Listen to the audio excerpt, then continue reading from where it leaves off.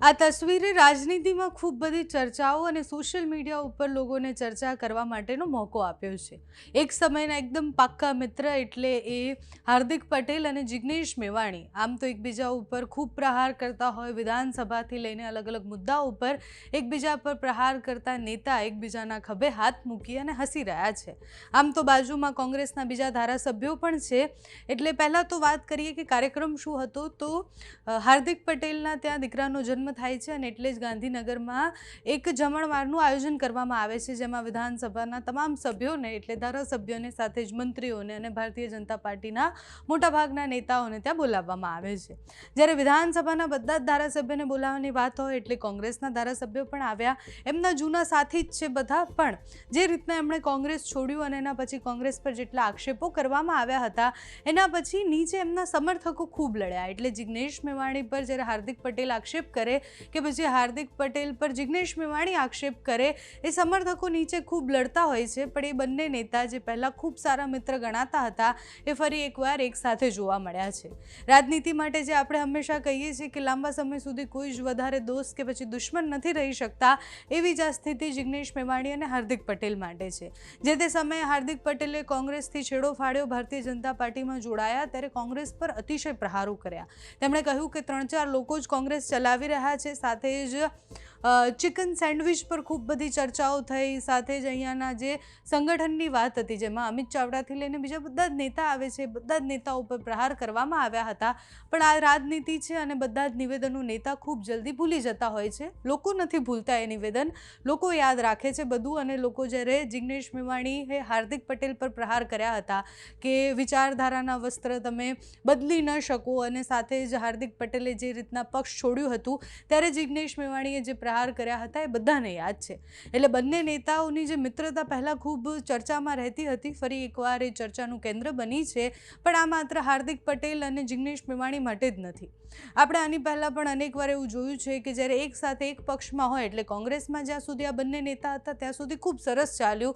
પણ જેમ જ એક નેતાએ કોંગ્રેસ છોડ્યું એના પછી એકબીજાના કપડાં ઉતારવા પર કે એવા નિવેદન આપવા પર આવી જતા હોય છે નેતાઓ, અને આવું મોટા ભાગે થતું હોય છે. એકદમ રિસન્ટ ઉદાહરણ છે એ રાજુ કરપડા અને પ્રવીણ રામ.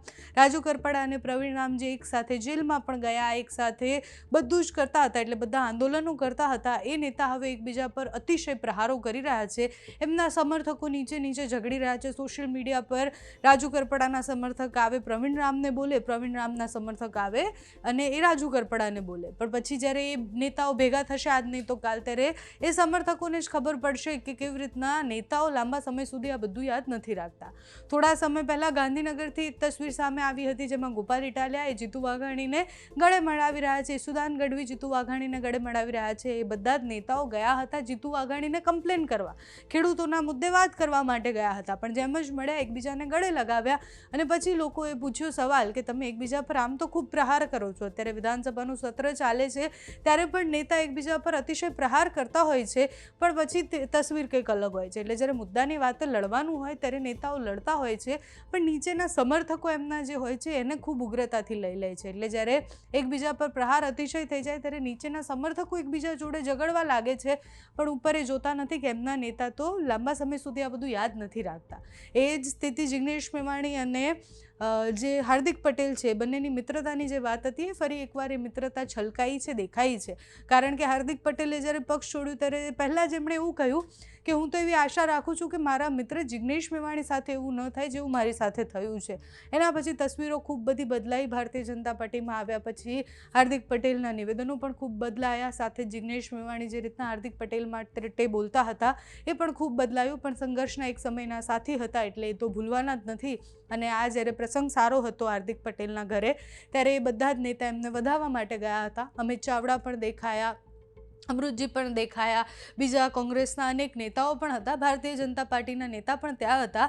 પણ આ તસવીર અને તસવીર પર ચર્ચા કરવી એટલે પણ જરૂરી હતી કારણ કે જ્યારે પણ આપણે રાજનીતિની વાત કરીએ ત્યારે રાજનીતિમાં નેતાઓ જે બોલતા હોય છે એ ખૂબ યાદ રહેતું હોય છે. એટલે એ ડિજિટલ ફૂટપ્રિન્ટ જેવું છે કે તમે એકવાર બોલ્યા છો એટલે એવું નથી કે સામાન્ય લોકો એ ભૂલી જશે. એટલે અત્યારે પણ હાર્દિક પટેલના સમર્થકો તો એકવાર આંખ ખોલીને એવું જોતા હશે કે આ ડીપ ફેક તો નથી, આ ફોટો એડિટ કરીને તો એઆઈથી નથી બનાવવામાં બનાવવામાં આવ્યો ને, સાથે જ જિગ્નેશ મેવાણીના સમર્થકોને પણ એવું જ થતું હશે.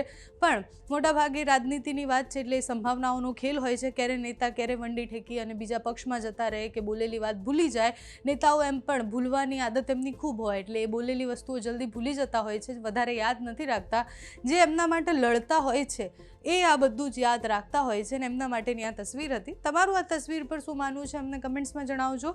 અત્યારે આ વિડીયોમાં બસ આટલું. જો તમે અમને યુટ્યુબ પર જોઈ રહ્યા હોય તો સબસ્ક્રાઈબ કરજો, ફેસબુક પર જોઈ રહ્યા હોય તો ફોલો કરજો, અમારા આ વિડીયોને લાઈક અને શેર કરજો.